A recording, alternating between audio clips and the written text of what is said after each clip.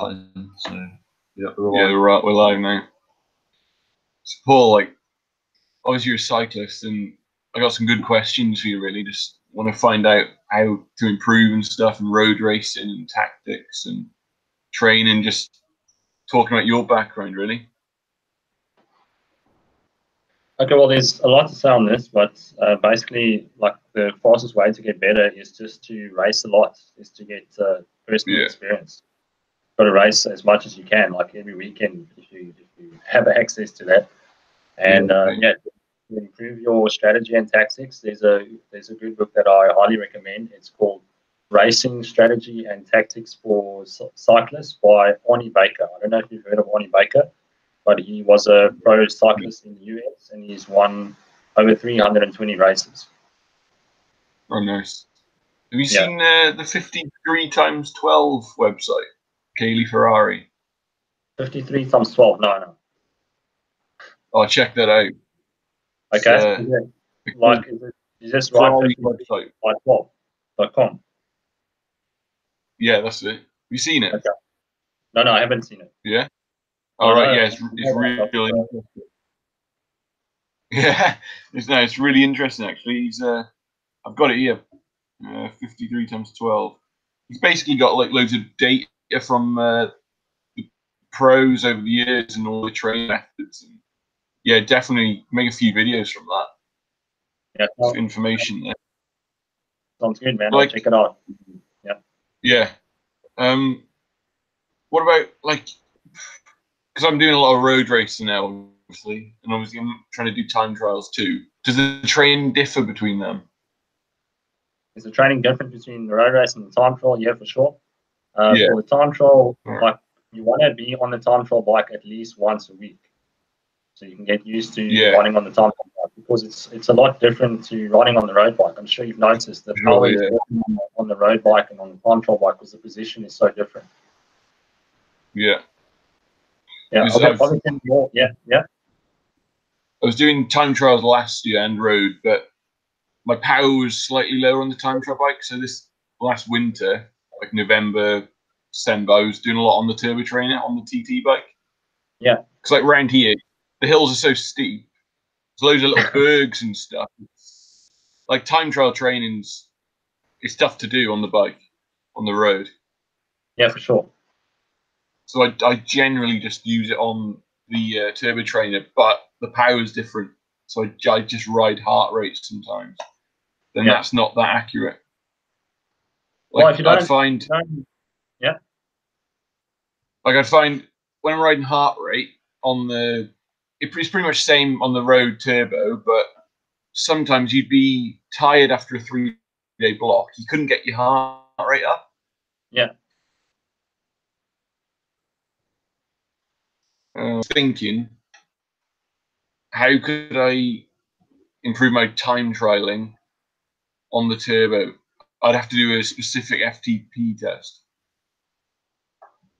Yeah, I mean, the FTP test is a little bit of a workout in itself, because it's 20 minutes long. But it also depends what kind of time trial are you training for. Are you training for a short time trial? Are you training for a longer time trial? So what you want to do is, like, train specifically for what you are going to smash. Yeah. Well, I'll get this year is the Welsh Cycling Championships in August. But I don't know the courses yet, but it's Saturday time trial, road race Sunday. I did it last year, and on the Saturday, on the time trial, I felt really bad. Next day, racing with the pros, I felt really good. On the road? But, yeah. But I think that was because I had an opener in the TT. Like, the TT was the opener. So and then you felt better the next day, because you got the time trial. Yeah, it's also sometimes I go in because sometimes I don't take. You know what I mean? Like, I think I'm too conservative on the taper. With a time trial, I had to go hard, and it opened me up. Obviously, there was a climb and then a descent to the line, pretty much. But every time up that climb, I was attacking too hard. I was stringing it right out, but then on that last bit, I just didn't have the power to kind of come through at the end. So I'm just working on that now. Hopefully, it's the same course. Was that on the time trial? No, the road race. The road race. It was like a 30k lap, pretty undulating. Like sometimes I've just got to make sure I hold back enough, because otherwise I start to attack. And I think I did that a few times last year. Like I'd have a road race, like a mile to go. I'd find myself quite boxed in. I'd think when I got the chance, I'd come through and attack, but I'd always come just short, and then they'd just roll through. It's like on your racing days, what was like? How would you go about a race, like to win it? Well, as you know, like all races are like the same. The same tactics are not going to work every time, and sometimes you've got to use your intuition to see, okay, now is a good time to attack. But generally, the best time to attack or to make a move is obviously in the second half of the race, because then everyone's more tired. Yeah. And also, as Eddie Merckx once said, like when everyone's tired, when you're fucking suffering, and then you know everyone else is suffering too, and that's also a good time to make a move. So. And also with the world champs races or with the national champs races, what you usually see is on the last lap, that's where the action happens. On the last climb, on the last lap, that's where people attack, and that's where they win the race. That's generally a good strategy to go in the second half. But sometimes it also works where the break goes from the beginning, and it's probably like 10 riders, and every team is represented there, so there's no incentive to chase. So if you can do that and get in that move, then you can attack also later on towards the end. Yeah. Yeah, like it varies, as you said, on course to course. I think like tactics are going to change. Yeah, and like not all the races you do. Yeah, like not all the races have teammates. Like you might get a couple of teams, but the rest of the guys are racing for themselves. Yeah, just individual. So then you've got to kind of play it. But like, remember when Stannard beat the 3 quick step guys?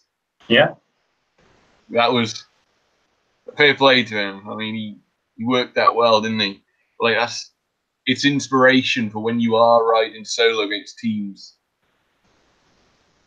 Yeah, for sure. Just because there's teams doesn't mean you can't win. You can definitely take advantage of the team setup, because sometimes when you're in a break and you've got a whole team there, you just let them do most of the pacing. You just sit on the back, and then you just find appropriate moments to hit them, and then you go. Well, like I was thinking as well for the training, like I do enough zone 4, zone 5, zone 6. Like around here, as I was saying, like there's so many bergs. Like the 20%, you go down, there's another 20%, and to do like a zone 2 is nigh on impossible. Yeah.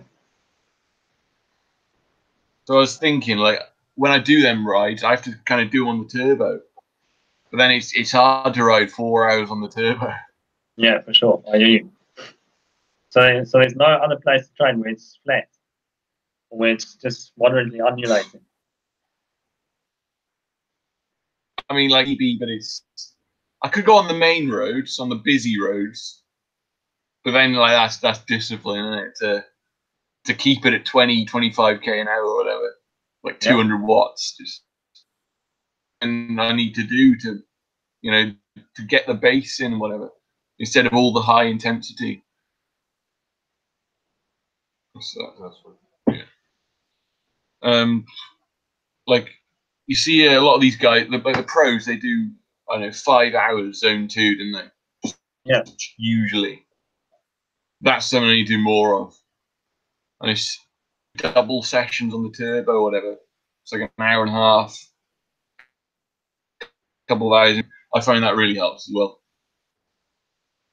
What do you mean? But, like what? Yeah. Like, how would you say to just racing road? How many hours do you think I'd need to reach that elite level? Not top pro, but like elite level. Like you were racing. You can do it on 10 hours a week. All right. Does that not sound enough? You are? What was that? So does 10 hours a week sound like too little for you? No, like as I said, like the hills around here, I'm usually on about 10 hours a week, to be honest. Yeah. But it's real hard 10 hours. But sometimes, like obviously, I haven't done enough races this year yet to actually find where I'm at. So it's just guessing at the minute, really.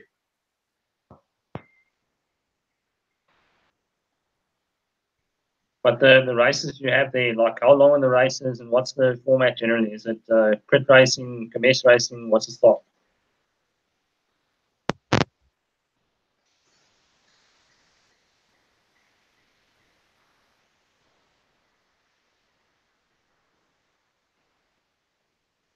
Gone.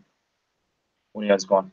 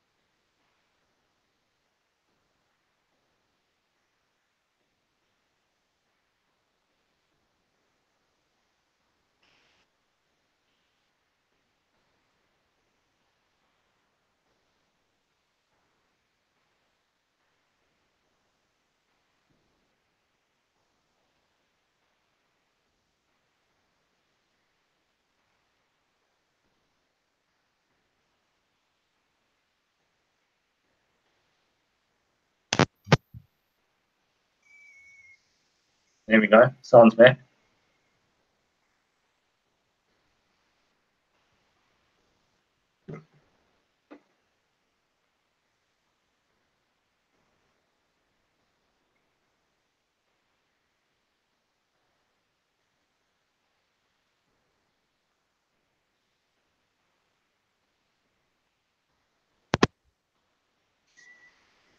There we go. Sounds back.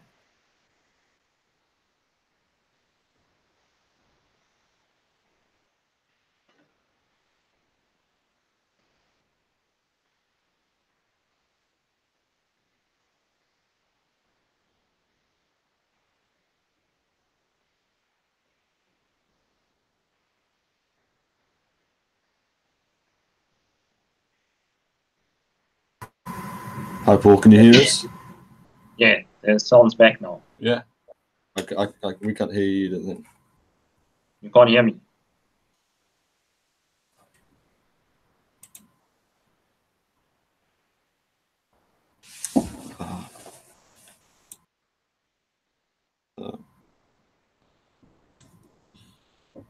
Can you hear me now? Surely, please work. Come on.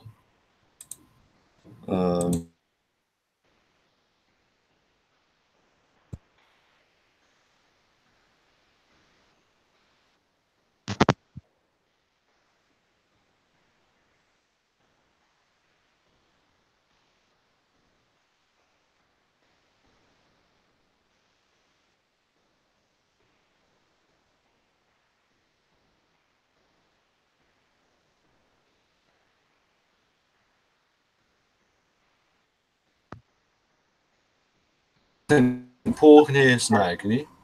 I can hear you guys. Yeah, we can't hear you. That's the thing. Oh shit! I don't know why. Yeah, The sound and everything.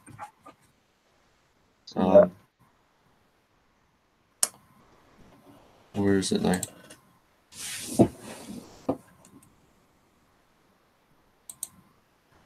Right. That's right. What if we get default? Can you hear me now? No, I can't hear you. I can't hear you. I don't know what's wrong. Maybe if I put. Let's just put headphones. Yeah. See if this will work. assuming you're... No, because it should come up with this thing. Don't know if you can... Yeah, I can hear you now, Paul. Yeah. All right. That's all right. Okay. Yeah, I can hear some background noise. How about now? Um, Can you hear me? yeah, I can hear you. I can hear you. Take that. Okay. Fake news. A bit loud. Turn it down a bit. I can hear you now. Is this the bad mic now? I don't know. I'm about to take the mic out. I'm about to take the mic Right. out. Audio might be a bit worse. I'm not sure. I'm on this the website there. The 53 times 12. It's got all this. It's got this really. It's just so much stuff to choose to talk about, but he's got like all about Lance Armstrong, all the training and all the crank lengths, and there's one about Niebly in the Giro where he changed his crank length to 175 from 172.5, and it apparently helped him. What's your thoughts on like crank length? Well, generally, like a longer crank length, it gives you more leverage, so it should help you to push a little bit more power. Yeah. But it also depends like how long your legs are. If you've got longer legs, then obviously you're going to need longer crank length. Yeah. And if you've got shorter legs, shorter crank length will probably be better for you. Yeah, well, I've got 172.5s, but I've got long legs, so I'm thinking maybe like 175s. Well, most of the time I've been in 175s, and I'm happy with 175, so it should be fine with that too. Yeah. What's your length? 188 meters. Yeah, but 175 should be fine. Yeah. Because I'm 188, 60, 67, 68 kilos. So I think I'm climber range, I suppose. Are you only 68 kilos? Yeah, 67 at times. Fuck, that's insanely light, man. Yeah. Yeah. That's really light. Like 20 pounds BMI, man. Yeah, well, to be honest, I've measured my weight on a diary. Yeah. And after, say, 3 days hard training, I can get down to 66. But the power just isn't there. Yeah. Yeah. I think when I'm performing best, I am 67, 68. Yeah. Carved up, everything juiced, though. And you eat a lot, eh? Power, though. Wait, what? What was that? No, I'm saying you eat a lot. You eat like 4, 5, 6,000 Yeah, calories. well, I don't measure my calories. I don't track them. But I eat pretty much till I'm full. So, and I snack and whatever. So, sugar water on the bike, all that stuff. And you just keep, like, you keep it strictly. I did this race Yeah. Times I feel like I need some olive oil or whatever stuff. Some tasty shit.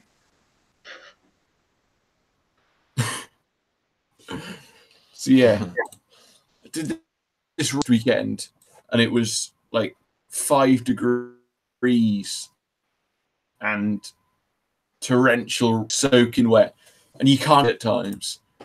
You're cramping up, and it's brutal. Yeah, and it became a race of survival. Yeah, that sounds awesome.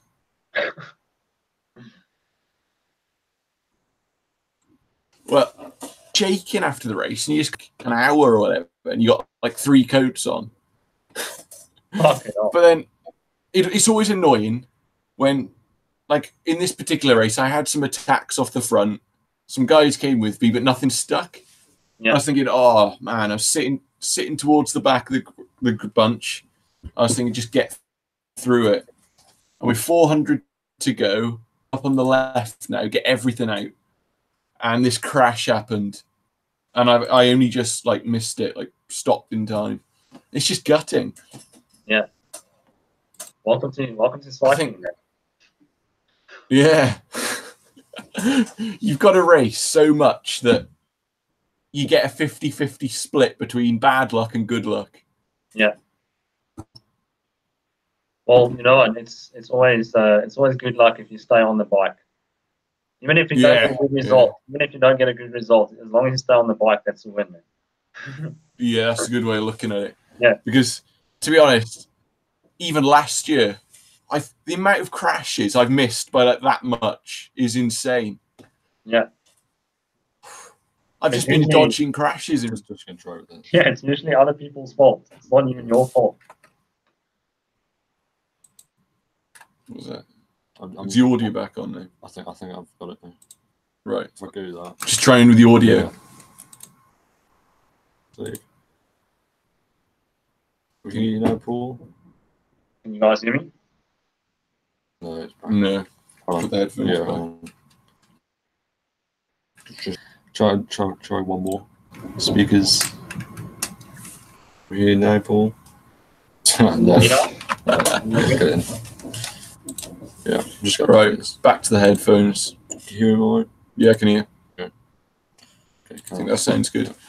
So yeah, like I was watching a DVD of it was Cancellara talking about his race tips, and it was they have a bottle of sugar, I don't know, 500 gram, I don't know, 200 grams, whatever, and then a bottle of water. So is the idea you have a sip of the sugar and then you have a sip of the water? Yeah, exactly. Yeah, right. Yeah, that works well because you got the sugar and then you clean your mouth with the water so that your teeth don't get eroded. And also it also gets the carbohydrate to water balance right. Because if you just have too many carbohydrates and you don't get enough water, your performance is also going to go to shit. Because you get dehydrated, blood volume goes down, and then when it's time to attack at the end of the race, you're fuck all left. But if you can keep the water and the carbohydrate balance good, then you're fine. Yeah, that's interesting.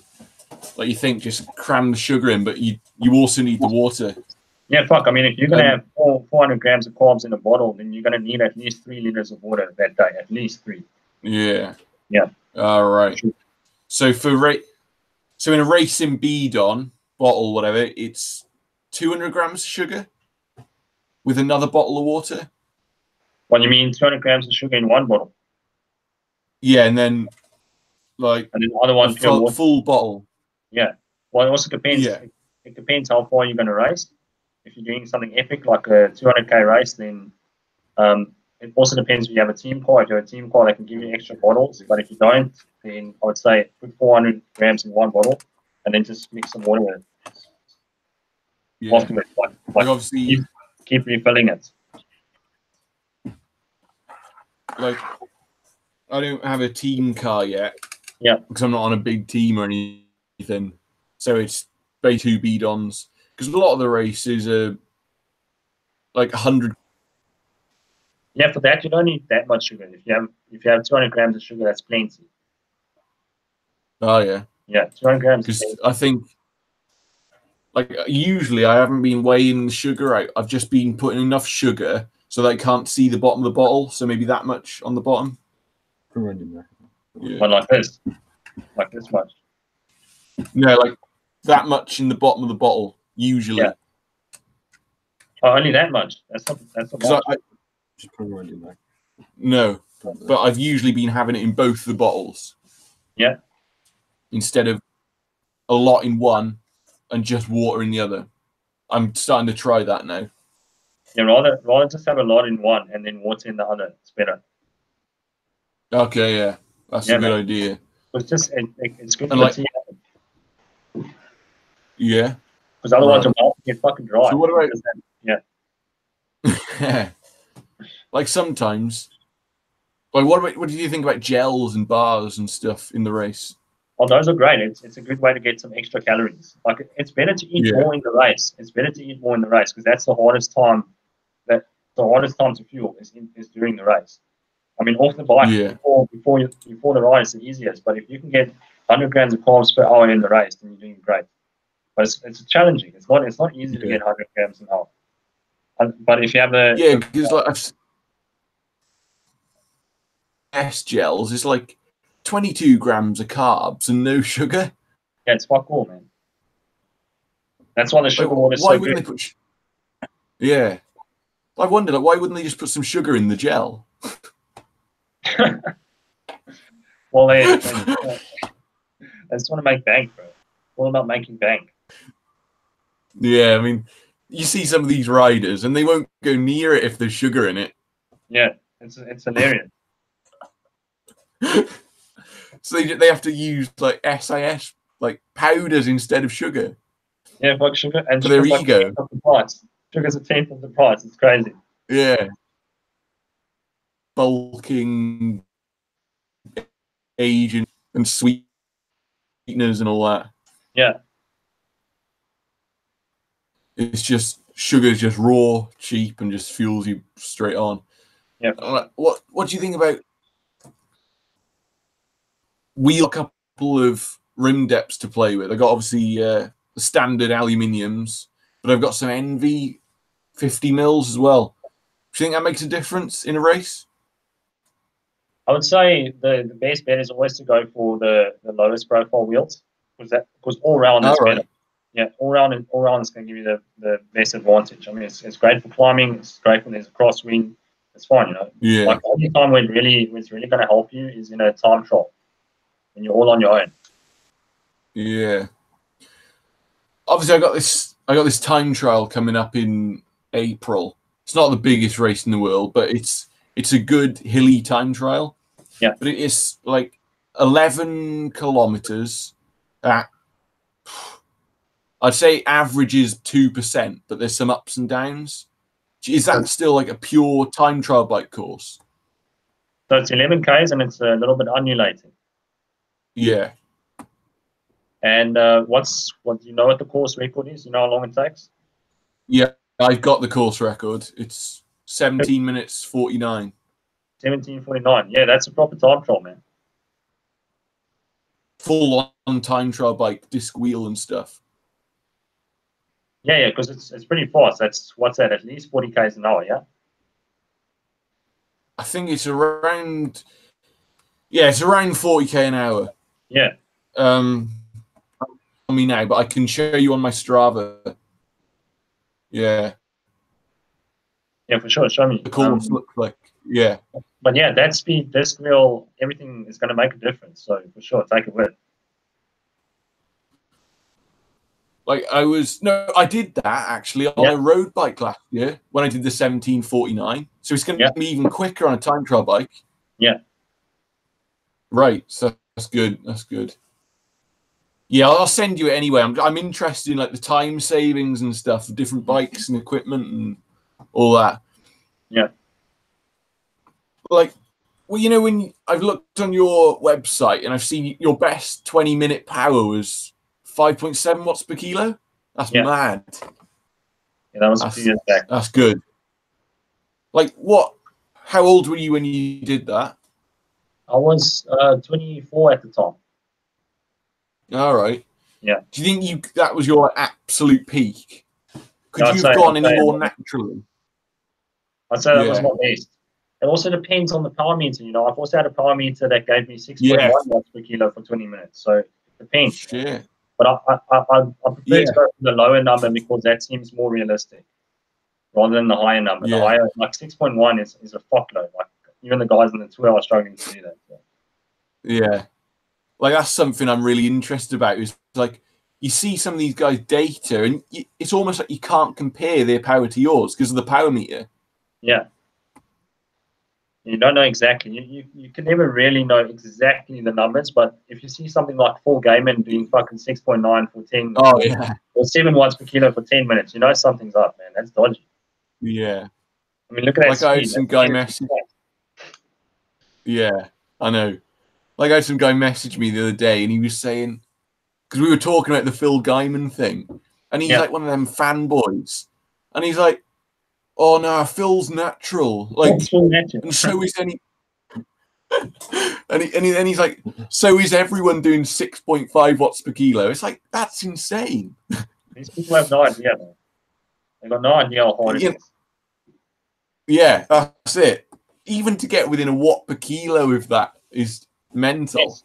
6 watts per kilo for 10 is already fucking insane. No, add another watt per kilo to that. Yeah. No way. The Cookie Monster. Yeah. I gotta get me some of those cookies, bro. Those good fucking solid cookies. That's the difference. Just get some fucking vegan cookies, bro. Performance goes like this. Yeah. You should go up to Wales if you're traveling around next. I mean, wait till the weather's good, summertime, and you should try to come around these bergs, and the lanes are just insane. I got to earn more money, bro. I'm struggling with money. Yeah. I mean, could always stay here. Yeah. I mean, like the roads that you just got to try, and the lanes. And you don't get. Like I've heard about the drivers in South Africa. Not much of that around here. Like, just plenty of farmers. Yeah, it sounds right. I actually sent Ryan a video yesterday of the fucking taxi driver who just drives over a cunt riding in the emergency lane. It's insane. There's like fucking 5 taxis just passed in the emergency lane. It's unreal, man. I mean, yeah, the shit on the roads. You know, the lanes around you are awesome, but if you go onto a main busy road, I think anywhere around the world, you're going to get some tossers. And tossers. Yeah. That's a UK thing to say, tossers. A bunch of tossers. Yeah. So, like, what was your experience of racing in Europe? Like, on the continent, you know? You mean the racing or just riding there? Racing. Again? The racing, what was it like there in Europe? Well, we did the Nations Cup races, so it was fucking hard. It's like doing under 23 world champs. Like every race is like under 23 world champs level. So it was really hard to get a position there. So we just used that as experience, pretty much. I think our best place rider got 6th place in one of the races. Well, that's you know, that's good in Europe, and because the competition there's that level higher. You're racing against the best in the world. Yeah. And I mean, Taylor Finney was also racing there, I remember. And even what's his name, Nairo Quintana. I remember Nairo Quintana was in one of the races too. Yeah, because like a couple of years ago, time trial in Europe, the Chrono des Nations. Again? And I got like 4. I did the and as you said, all the races there are essentially world champs. Yeah. I did the Chrono des Nations time trial in France. I got like 40th. Fucking hell, man. But the level there is just insane. Yeah, I mean the guys are doping, bro. It's you can't fucking compete. Yeah. Yeah, I know what you mean. You think, oh, I can train X amount and win, but it's not like that. No.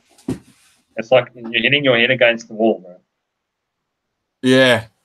Because you got these FDJ riders just coming fast in the team cars behind them. It's just nuts. Yeah, it's like a cutthroat, bro. It's a fucking cutthroat sport. I mean, it's nice if you just do it on your little local level, but if you want to go fucking full-on pro, then it's going to take some enhancement, man. If you really want to enjoy it. Yeah. Otherwise, it's just going to be a bottle carrier. Yeah, I mean... If you don't mind being a bottle carrier, that's cool. Go for it.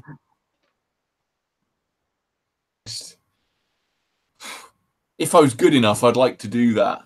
But it's that you got to deal with all the crashes and shit, and you. Yeah, there's easier ways to make money than that. I promise you. Yeah. All right.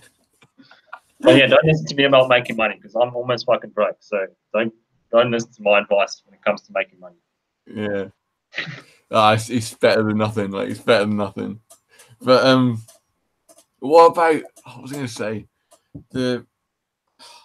could you have made it all the way if you wanted to, like done what it needed to do, you know? Yeah, for sure. I think the main thing that held me back was I was just controversial on social media, and right. yeah, like the team directors, they don't want people like that in their squad. Because if you go against the status quo, it's not good for the advertising. It's not good for the brand. Yeah, that's true. You've got to. It's like you see it in their post-race interviews. It's the same thing, isn't it? Yeah. They just It's always there you go. Oh, it's all right. Try again tomorrow or whatever.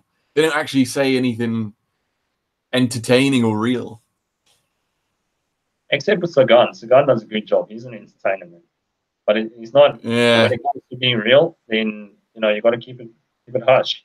If you say too much, then you're gonna get fired, bro. Yeah, like it's one of them things. Test as much as you can, but you'll hit them dark areas, won't you? Yeah. And then it's, man, I don't know what power you need to be doing to, like, obviously the levels are different in every country. Like categories are elite 1, 2, 3. Yeah. I don't know what the categories are. What are the categories are? I'll just say again, I can't hear you so well. You broke up a bit there. You are? I think it's breaking up a bit. Oh, right, breaking up a bit. I've got a quick. Can you? Yeah, quick question, Ryan. When you went vegan, I think it's back in 2011, or not. If that's right. Did you go vegan to improve on your cycling, or did you just? I don't know. Why did you go vegan in there? Well, the main reason was just after watching Earthlings, I did it for the ethical reasons. I first went vegetarian for 2 weeks, and then after that, I just decided I'm half-assing this shit. Might as well go all the way, and then just never look back. Yeah. So yeah, for the animal. I mean, 2011. Like 2011, that's early days, isn't it? Yeah. Like I didn't hear about veganism until 2015. Yeah. And then the difference, even from 2015 in terms of veganism, it's gone through the roof. Yeah, it's really exploded, especially with all the guys on YouTube now doing activism. It really helps to blow shit up. Yeah. But then, like, now you're seeing all these people going back to eating. So again, all the people going back to animal products. Yeah. All the ex-vegans, the so-called ex-vegans. Yeah. Yeah, it's a joke. They just don't get it for the right reasons. No. And then they also start experimenting with all this fasting and fucking like extreme calorie restriction and limited diets, and then eventually they just fall off the wagons because they make it too hard for themselves. Yeah. I suppose there's loads of different niches within veganism, isn't there? And I think if you get caught in the wrong one, some people they can't handle it. Yeah. And the pros don't talk about whether they're vegan or not, but like they're all high carb. Like why are they eating? Look at Chris Froome, what he ate. Yeah. Like 10%. Why do they have like the biggest? They all seem to have omelets for breakfast. Why is that? Well, that's probably during training that they have omelets for breakfast. I know during the racing they eat more high carb. But with cycling you can almost eat anything and you'll be able to get away with it. But you still need like at least 60% or 70% calories from carbs. So I mean, you can eat an omelet for breakfast, but after during the ride you're going to have some sugar and you're going to have some pasta afterwards, and it's going to bring the carb percentage back up to 70, even 80%. So it's hard to go over 20-30% fat. I mean, this is really interesting talking to you because there's not many guys like you that know your shit and all that and are willing to talk about it. Like, I'm not going to get this information anywhere else, Yeah. Full credit to you. It's all right, man. You know your stuff and it's awesome. It's good because everyone else you talk to, why are you having this and that? They'll never tell you. Yeah. It's good hearing your opinion on stuff. Like what to eat and training and all that. Like, I know you do coaching, and obviously when I get more money, I'd like to get on board, innit? But I need some more money first. It's all good. Yeah. Because I see some of these guys, they put coaching programs, and it's like £100 or whatever, €100 or a month, dollars. I think it's vegan gains, 150 for his whatever. Yeah, $100 is like the minimum. 100 is like the minimum you'll find, and then most of them is like 150. 150 is like the norm. Yeah, it's pretty crazy.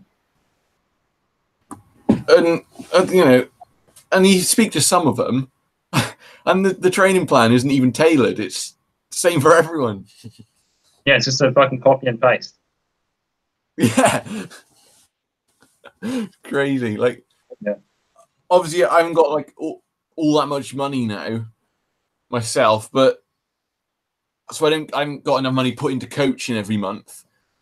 But you can put a lot of. I get my sessions from online, like I've seen on Cat Coaching. You can put some sessions together, but obviously it's not that coaching. You know, it's nice to have a coach. Yeah, I mean, like for me, coaching is about answering questions. That's where most of the work comes in, because people have a lot of questions, and like you give them a lot of your time. You like maybe sometimes even an hour some days, or even an hour and a half. You know, I like giving people my time and helping them. Like to me, that's what coaching is about. That's good. It's all the little things. Yeah. Yeah.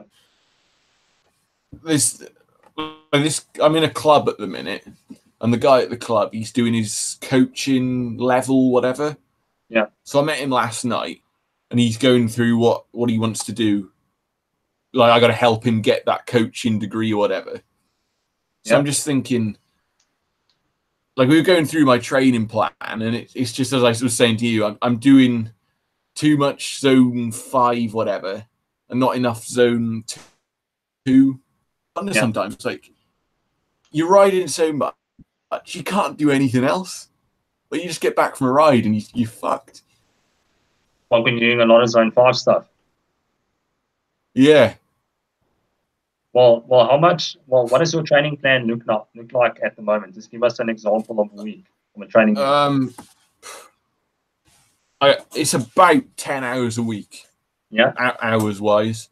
But like, I don't have anything structured, but I'll have like, I'll know the times you need to do for everything. So FTP training, that's from 10 minutes minimum to 60 minutes. Yeah. Zone 5 is 3 minutes to 8 minutes. But I don't know what the 9 minute. Or is that just for one interval? Like, that's the range of VO2 max, isn't it? Yeah, 3 minutes that's to 8 minutes. Yeah. Yeah.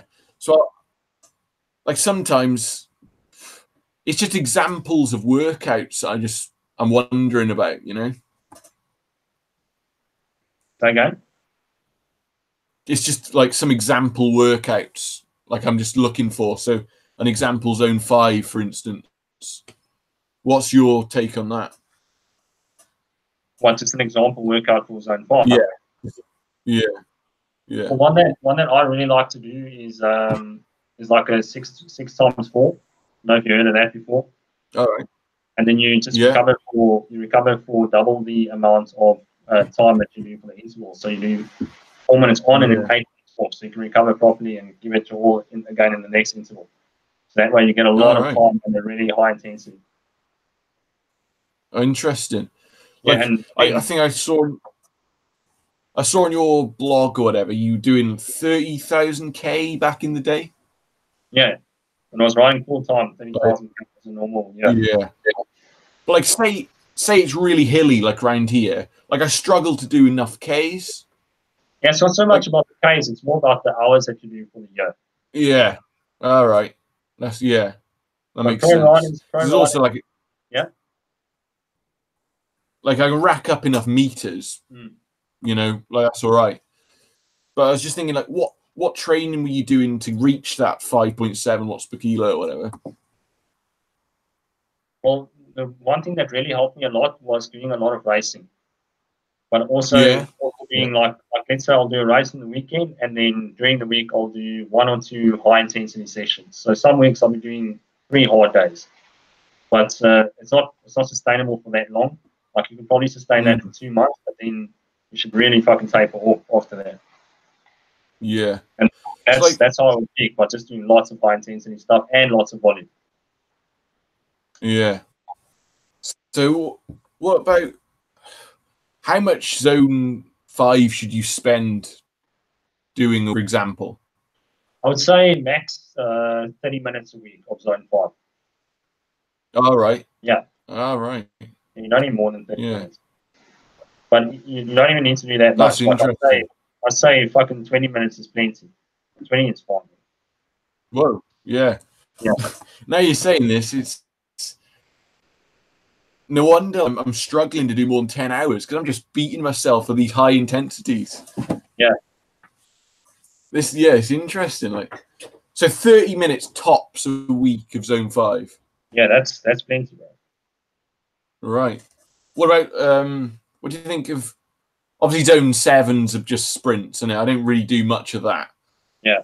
But like, do you do much Zone 6?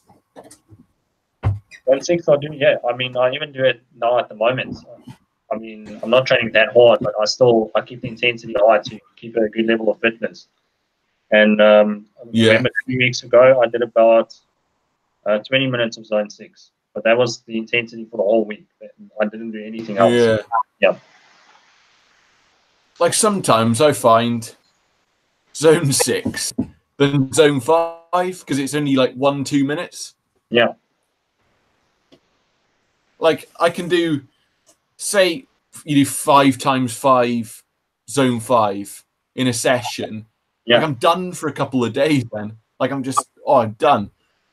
And that would be harder for me than getting on 10 Zone 6 intervals.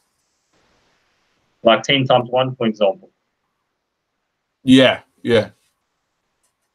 Yeah, for sure. Because if you look at the training stress score, it's higher. It's definitely harder. Yeah. But mentally, and that's something I don't train. Yeah. Like mentally as well, obviously that's tougher. And yeah, I don't really train with TSS because I'm not on Training Peaks. Yeah. So what's the Strava one like? That's lower, but you can get that Stravistics, is it? On Chrome? Yeah, I use Stravistics. It's a good little analysis thing that you can use, analysis tool that you can use. Does that come with TSS? Is that TSS with that? Yeah, it gives you TSS. On Stravistics. I think they refer to it as training load, but training load and TSS is the same thing. Oh, right, yeah. And they'll give you intensity factor and time. Yeah. Yeah, it comes off your weighted power though, doesn't it? And that's different to normalized. Yeah, the weighted power that they give you in the Stravistics plugin, that's the Andy Kogan formula. Yeah. That's the right one. The one that they give in Strava. Oh, that is actually. Yeah, the Strava one's. Ah, right. Yeah. I get it now. And that's free, is it, to download the? Oh, I'm going to do that. That's a good idea. Yeah. Analyze it a bit more. Yeah. Yeah, cool. Like training month, it's quite a lot, isn't it? What's that? Training Peaks is quite a lot, isn't it? Quite a lot of money. Yeah, I mean, it's just, I would say it's a waste of money. Don't waste your money on Training Peaks. Yeah, right. So how much is your coaching then a month? It's only $60 a month, man. Good, yeah. Yeah. I'll see if I can rack that up, actually. I'll see if I can get enough money for, yeah. Maybe even if it's for a couple leading up for the big race, isn't it? Yeah. Yes, I'm going to do that actually for August. Rack up some cash now. Gonna rack up some cash now and then use it like 3 months before or whatever, innit? Get your coaching and 3 months is perfect for timing for a race. So. Yeah, that's a good idea actually. Yeah, I'm gonna do that. Make sure I get the proper results then, innit? Really get up there. See, like it'll make a difference coaching, I reckon. Yeah, it'll be good to work with you, man. Yeah, cheers. I'm gonna do this. Good goal actually to have. Good goal. Yeah. Right.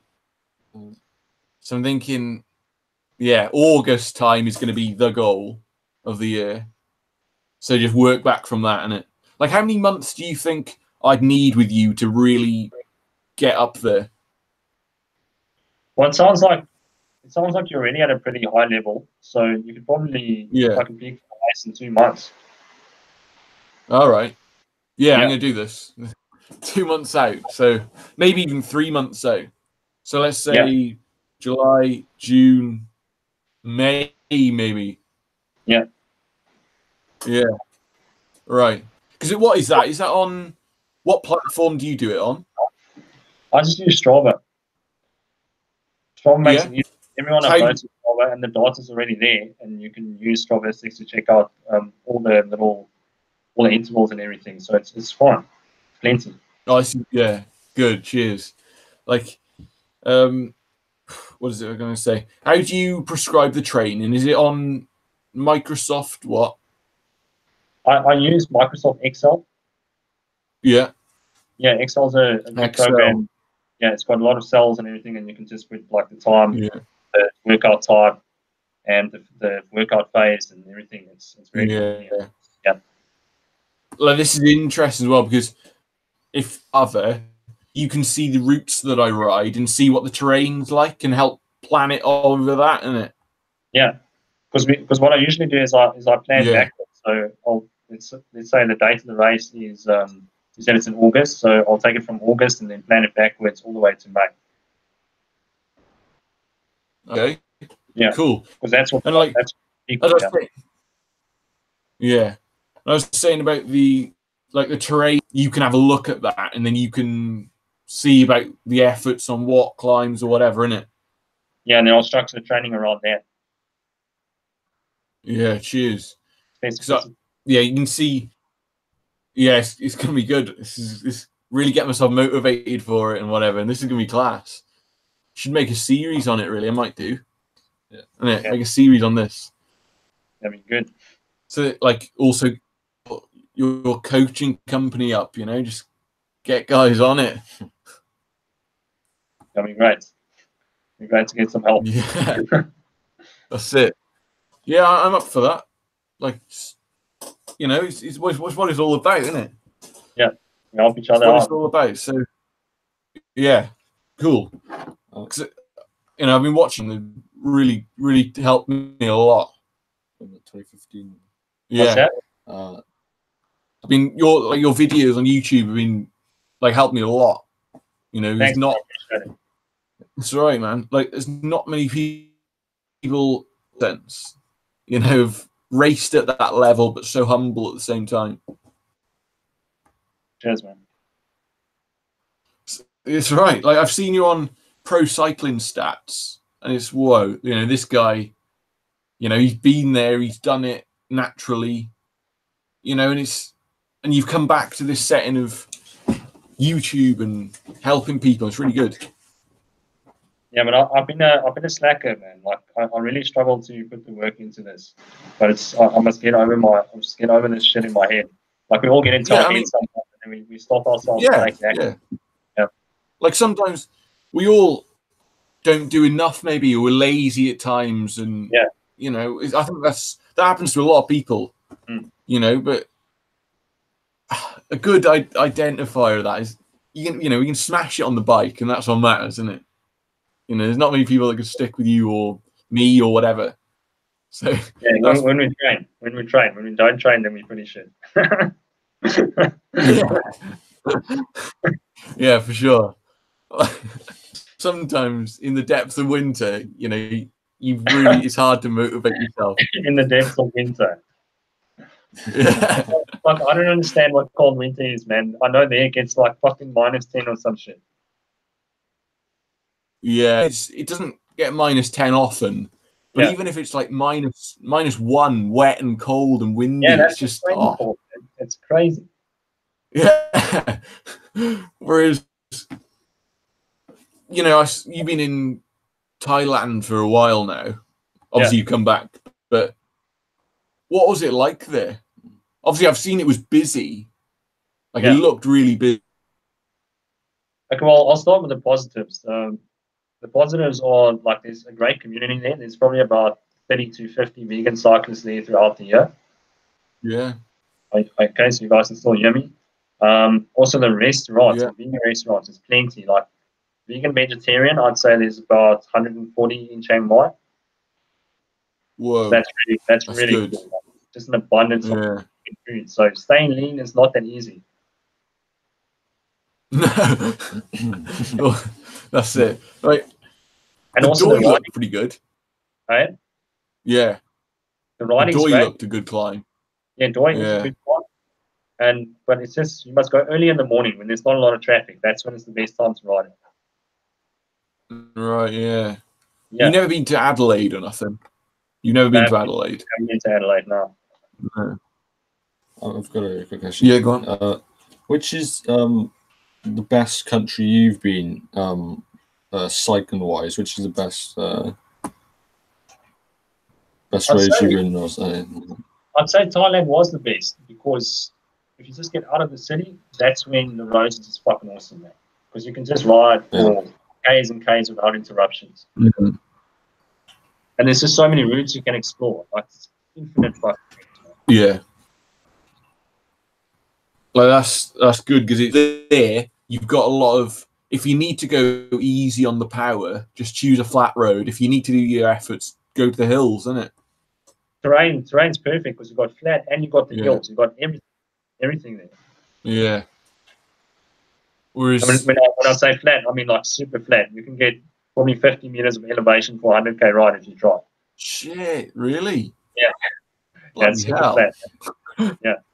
I think round here, if you pick the flattest route over 50k, you might squeeze 250, 300 at least. Yeah, so it's a little bit of climbing. Yeah, and that's the flattest. Yeah. So I think if you really take the to 2,000 meters in 60k. 2,000 meters in 60k. What's that? Is that the Helios route? But it's almost like the thing about it is the climbs are so steep. Like I'm looking out the window now at a berg and it's just 20, 25%. I think it just jades your legs, doesn't it? They're so steep. Just to get over them, it just kind of takes an effort. Yeah. What gearing do you have? Like sometimes you think, oh, yeah, what was that? I'm just asking what gearing do you have on your bike? Oh yeah, obviously if I was training around here just for the hills, I'd have like a compact. But for racing, because I got a race bike, I have a 36 inner ring, so it's a subcompact 3652. Okay. Yeah, which is good for racing, but for the hills, it's to be honest. I mean, as long as you can ride at 80 RPM, it's all right. Yeah. What do you have on the back? Typically, I have a 1128, which is quite low. No, quite high. I mean, that's do it a bit lower. That's going to be shit for those crazy hills you got, man. 20%, you're going to die. Yeah, you're going to die, man. Yeah. Yeah, like, but it's rare that they're much above 10 minutes long. Yeah. So it's not like you 60 RPM for 20 minutes or whatever. It's not like that. It's if you're pushing 400 watts for typically 3 minutes up over the climbs, you're going to be pedaling at about 80, 85 RPM. Yeah. I'd say comfortably. A full gas effort. Yeah. But if you were you're just cruising around 280, 60 RPM. Yeah. So it's not ideal. Then sometimes because it's so steep, you think compact and a 32 at the back, you'd be doing like 4k an hour. Yeah. So it's just weird like that. You either keep the watts down in a low cadence and do 4k an hour, or you kind of keep 10k an hour at 400. Yeah. Fucking steep. Man. Yeah. But again, like there's some parts of the climbs that drift off to 4%, Yeah.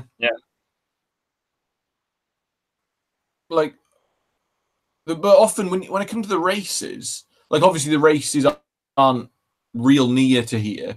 Routes, so you don't rack up. There's not that much climbing in the races here, which is a bit annoying. Yeah, because then the wheel suckers can just hang in. Yeah, like I train on these lanes, but none of the races come around here. Yeah. It just sucks. Like you're watching these pro races, and you watch the pro races, and they're racking up like 3,000-4,000 meters of climbing. Like but the races around here, yeah, but around here it's like a relatively hilly road race is 1,000 meters of climbing, which isn't that much over 100k. Yeah, it's not that. Yeah. So it sucks really, and you're not going to drop the sprint. You want these? No, and you'd be surprised at what the sprinters can get over. Yeah. Like it needs a big climb to drop them.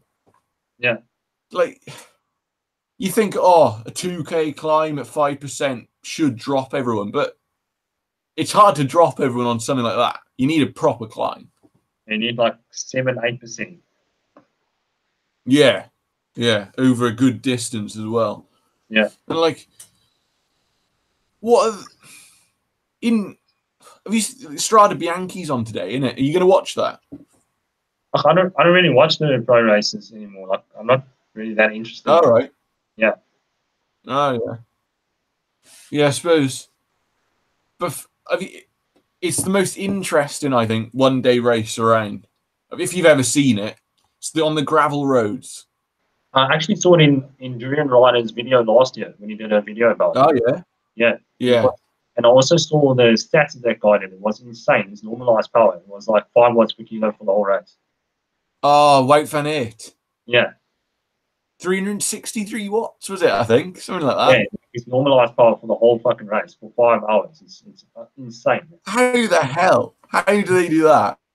Like, they're on the good. Last Dr. Boring. Yeah. They just like the gear must make you be able to go insanely fast. What's that?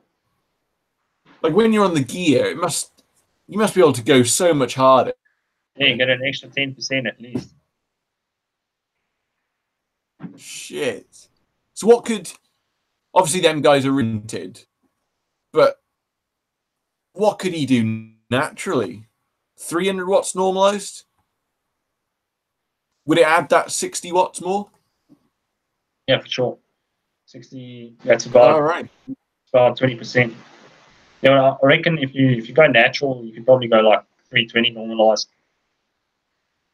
Oh shit, that's still good. That's still insane. Yeah. But an extra 40 watts is a lot over that time. Oh yeah, that's the difference between first and I don't know, way and down in the pack, isn't it? First and nowhere. Yeah. Yeah. What natural guys are in the peloton? Do you think? What do you think? Do you think he's natural? I think who's natural?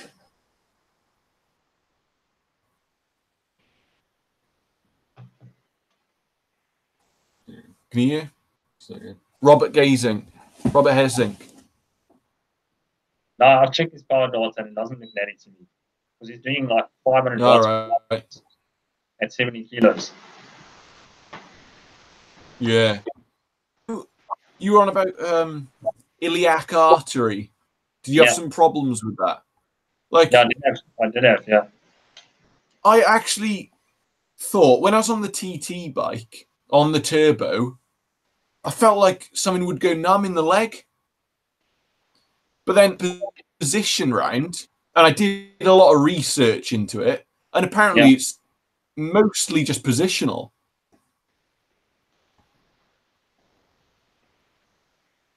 But that sounds like a nerve issue more than the artery issue. Ah, right. Yeah. Ah, right. Yeah, that could be what it is. It doesn't matter what position you're in with the artery, it's still going to bother you. Oh, shit. Yeah, because I heard you were having some problems with it, weren't you? Yeah, but when I quit the coffee, it's gone. Oh, nice. Yeah, because like, I was watching, like obviously I've seen the videos where you were saying about the issues. Like, oh shit, I might have this, but it sounds like if it was positional, it's just a nerve thing. Yeah. And it usually only happens to athletes who've been riding for many years. So they've got like 250,000 kilometers of riding already, and then they get it. Ah, right. Yeah. Yeah, because I haven't done that many Ks. Yeah. I haven't done that many Ks. It's more like a long-term injury. So, it's not something that happens immediately. Ah, interesting. This is good. Like, obviously, when you're making these YouTube videos, you can't cover all this in depth, can you? So, I try and do one takes, man. I don't like to jump. Yeah, that's good. Yeah. But like with this now, I'm sure people watching can take a lot from this, I reckon. I would hope so. Yeah. I reckon, because, like, there's people out there with these same questions as me, and I think you've answered them. It's fair play. So, like, the keys of training, so maximum 30 minutes zone 5 a week. How much zone 4 and zone 6 would you recommend a week? Well, zone 4, you can do up to an hour a week. What's that? All right.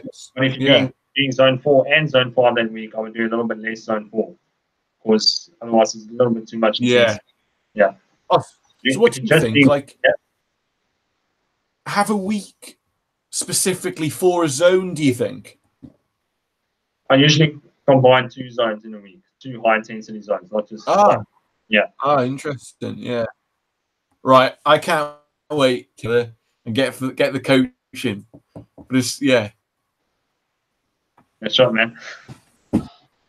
Yeah, like, but just like for a couple months before this, like, so I got some sessions to do. Zones would be best, 2 zones, as you said, to combine in a week. What ones would you do? Well, it depends on what you're training for, but I would say zone 4 and zone 5 together are good zones to couple. All right. Yeah.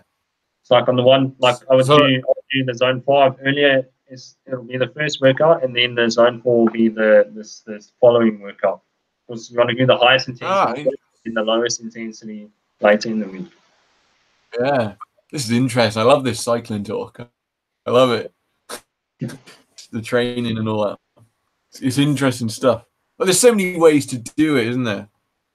Yeah, I mean, there's not one way that works, but one thing's for sure, you're gonna fucking suffer. Yeah, that's it. Yeah. Like, you've got to really just get it in. Just got to smash it in. Dig deep. You've got to dig deep. There's no way around it. Yeah, that's true. But like, so you say an hour maximum in total a week of zone 4? Yeah, well, it's, when I'm saying zone 4, I mean like fucking max zone 4. I'm not talking about like the lower end of zone 4. Ah, right. You can obviously do like 2 or 3 hours at 92% of FTP in a week, and you might be fine. Yeah. Let's say you do 6 times 10-minute max efforts. It'll still be zone 4, but it'll be like the high 104%. Oh, yeah, on to that, like FTP, and then, but that 95% rule, is that right? Well, when you do 95% easy and 5% hard. No, like, you take your 20-minute power and divide it by 95. That's not right, is it? It doesn't work for everyone, especially for people that have been riding for such a long time, or amateur riders. It's not as good, because they're going to struggle to have the mental fortitude to push that kind of wattage for the full hour. Yeah. But for pros, it generally works quite well, the 95% rule. But what I like to think about it as is like that's a potential that the person has. They've got the potential to hold that for an hour if they really put their mind to it. If they really fucking push themselves. Yeah, because I did on the 1st of January, I did an FTP 20-minute test. It was like 340, I think. Yeah. 344 maybe top. Yeah. But like it says, then the FTP should be about 325. Yeah. But I'm not sure if I could do that for an hour. And in reality, Maybe. I wanted to hold Yeah. 325 for an hour. I know what you're saying, yeah. Yeah, yeah, for sure. So I was thinking, yeah, because I was thinking, when I've been doing FTP intervals, I've just been doing them at 300 watts. Yeah. Thinking that's more realistic for an hour.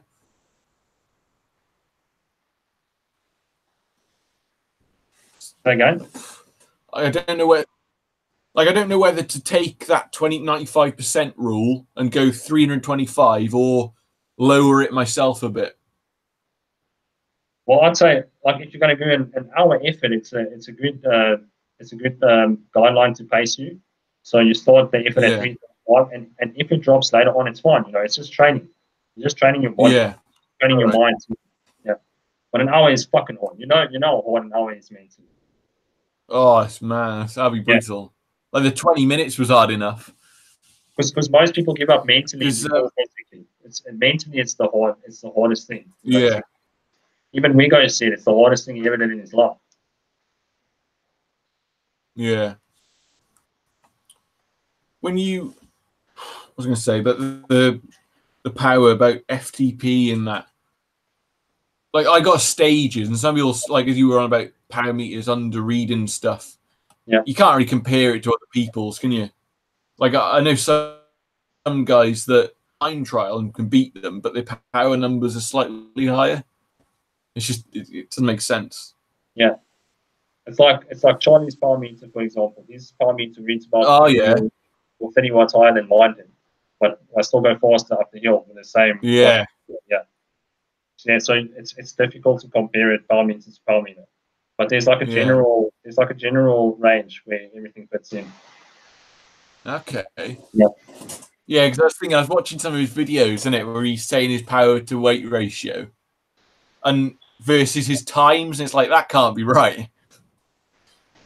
Yeah, I mean, you get a feeling for it, like this kind of power to weight will produce that time, but then you see it's higher, but it produces a lower time, and you're like, okay, maybe his power meter is overreading a little. Yeah. Yeah. Just what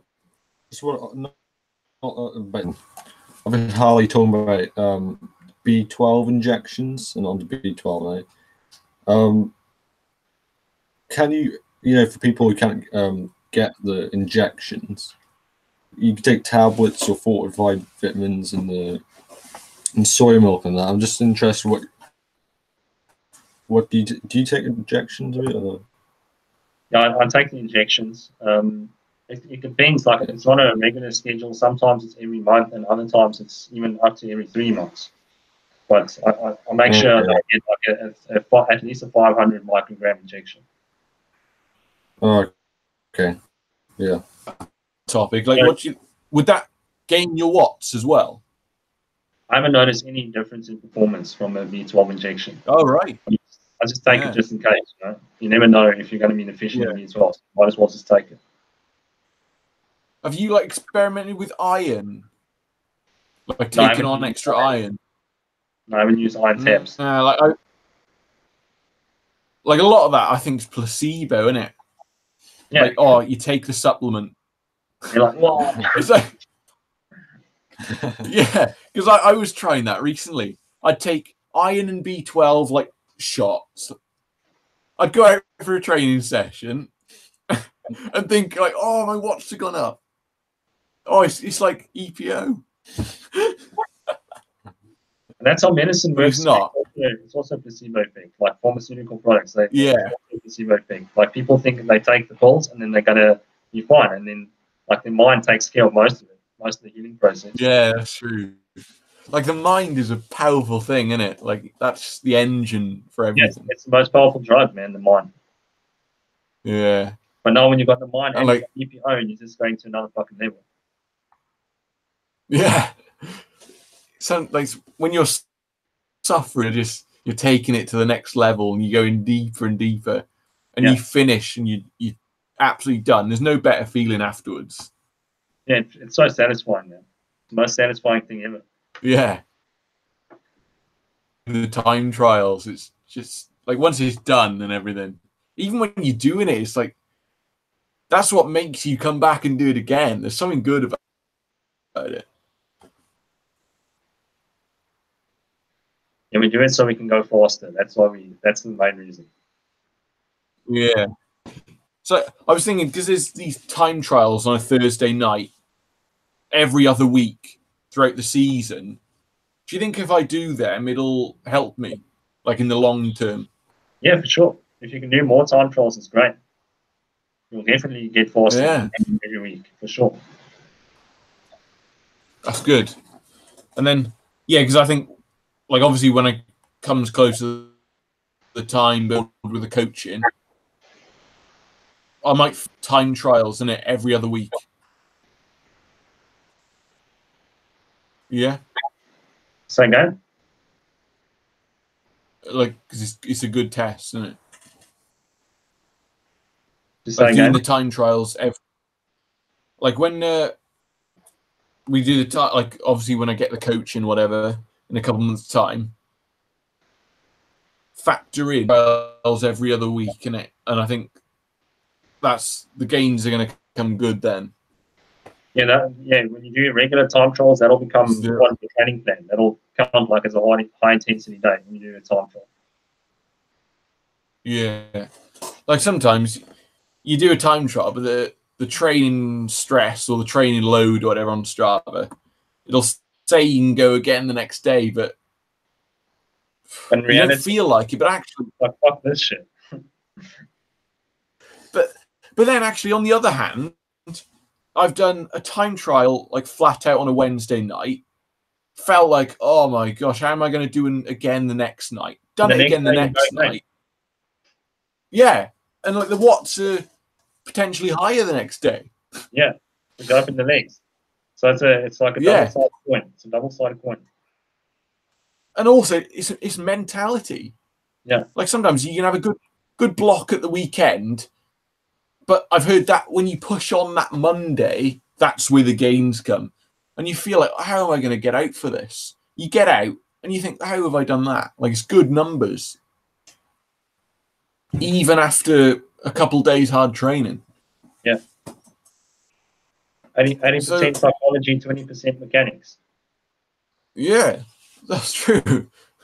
Like also another tip that I've like learned is, I don't know if you do that, but after a hard training session or race, whatever, put your feet right up in the air against the wall for about 20 minutes. Yeah, that works really well. Yeah. I sometimes think that works better than a spin on the turbo. Sometimes really just gets all the lactic out and I don't know, it just works wonders. Well, I'm glad it works for you because it didn't work for me much. Oh, didn't it? No, not really. It makes it full sore the next day. Right. But you're hunting into it, you do that every day, it's still fucking sore. You're like, okay, that can do shit. Yeah, I suppose so. Maybe it didn't help, but again, it's mentality, maybe. Yeah. Who knows? It's just like we're going out there today, we're smashing it again. Yeah. Like, have you? It's like a week long or whatever. Again? Have you done any like these races? Which races? Like a week-long stage race. Have you done any of them? Yeah, week-long. Well, I've actually done a 9-day stage race, but for the road, I've done. All right. Yeah. So what was that? The Manzai Tour? The Mzansi tour was a 5-day race, but Rwanda tour was a 7-day race. Oh. All right. Didn't you get 5th on that? I'm sure I saw on Pro Cycling Stats. Yeah, Mzansi tour, I got 5th. Oh, nice. Good rise there. I saw you got 2nd in DT Champs. Was it 2010? Yeah, it was 2010. You beat, and that's good. That's good going, isn't it? Yeah, I don't know if you know Reinhard Jans van Rensburg. He won that year. He's riding for Team that's it. Team Data. Yeah. He's fucking strong. Didn't you beat Ryan Gibbons as well? You've beaten Ryan Gibbons in the past, and then. Yeah. But the last couple of years, the performance has really gone through the fucking roof. Yeah. Do you think? Obviously, you did the Taiwan KOM challenge. What was that like? Dude, like I was fine. As soon as we went over 2,700 meters, I was done, man. Because it's like 350 watts, Really? and then 2,700 and the more, it just drops down to 200 watts. It's unreal, man. That altitude just kills you. Shit. What? Yeah. And that wasn't a drop off of your form. It was just the altitude. Yeah, the altitude just it's like you're choking, man. There's no air to breathe. Shit. Yeah. Whoa. That's interesting. That. Did you see Dan Evans? Have you heard of him? The hill climb guy from Britain. Dan Evans. Yeah. Is he also vegan? No. Okay. But he did it. He won the event the day before last year. Is there a shorter version of the Taiwan comp? Yeah, he won that last year. Okay, I didn't know. I didn't know there was another one. But to be honest, I think people have said he's been on the gas. Yeah. Which wouldn't surprise me. Like, you wouldn't believe the guys even at an top amateur level that are juicing. I think it's more common than you think, isn't it? Yeah, for sure. And that one can argue it's even worse at the lower levels, like the continental level. Oh, shit. Yeah. Yeah. Because like it's not so hectic with the blood passport and all that stuff on the lower levels, so people can get away with more. Yeah. Like there's no testing in these. It's like almost pro in the UK. Like there's no testing. Yeah. I mean, Charlie was telling me about those hill climb champs that the guys do there. Fucking some of the guys are doing 8 watts per kilo for 4 minutes.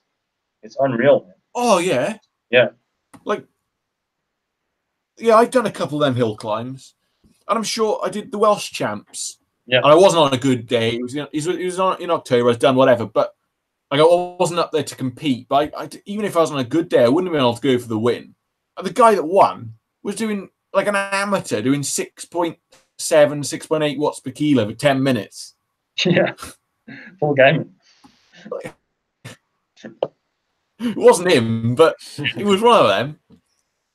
But he's actually got a YouTube channel. Yeah, the guy who won it has actually got a YouTube about Ed Laverack.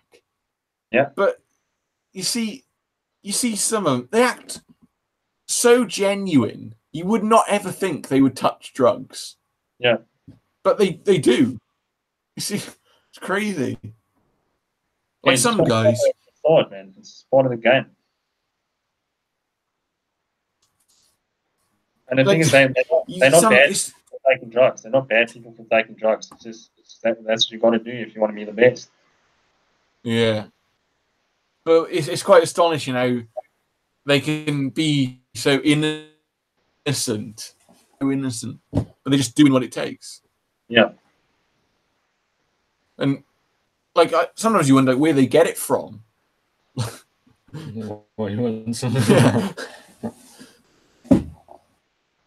There's usually a few doctors that are well known in the community. Right. Yeah. Yeah. Let's call them Dr. X. Go to Dr. X and get XYZ. Yeah, because I call him an amateur, but he races. Well, he had raced until the team folded for JLT Condor. It's like a UK domestic pro team. Okay. So that's probably where he's got the connections then. Yeah. Yeah. That makes sense now. Yeah. Is Charlie Tanfield, Harry Tanfield. You heard of him from Britain? Like he races for Katusha now. Okay. But them guys just like I was watching him in a crit last year, like local to here, but it was like the tour series. So it's like a load of crits around the country, professional. And they can rip it off the front numerous times. Like they can just gap everyone and hold it. It's just you can't even do that in a Cat 3 and 4 race. I mean, you can, but it's, you know what I mean? It's proper hard. It just makes you wonder, doesn't it? Like, what?